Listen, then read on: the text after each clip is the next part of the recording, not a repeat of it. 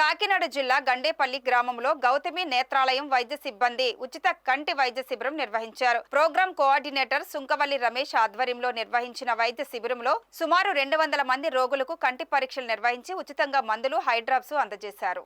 ఈ సందర్భంగా ఆసుపత్రి పిఆర్ఓ గోపి మాట్లాడుతూ ఉచితంగా కంటి వైద్య సేవలు అందిస్తున్నామని, కంటి ఆపరేషన్ అవసరమైన వారికి గౌతమి నేత్రాలయంలో ఆపరేషన్ కూడా ఉచితంగానే చేస్తామని తెలిపారు.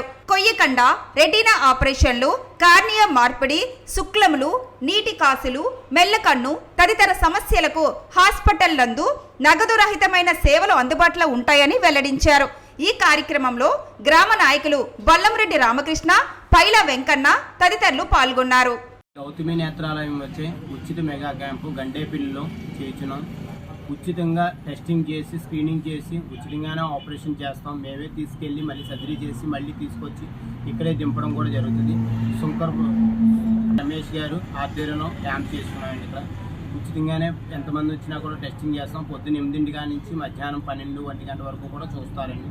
ఎంతమంది వచ్చినా సరే ఉచితంగానే హై క్యాంప్ చేసి ఉచితంగానే సర్జరీ చేసి మళ్ళీ తీసుకొచ్చి మేమే దింపుతాం. తీసుకెళ్ళి ఎక్కడ రూపాయి కూడా ఖర్చు లేకుండా, డాక్టర్ ఫీజు కూడా ఏదీ లేకుండా ఆరోగ్యశ్రీ పైన ఆధార్ కార్డు తీసుకుని వస్తే కనుక చేసి తీసుకొచ్చి దింపడం జరుగుతుంది.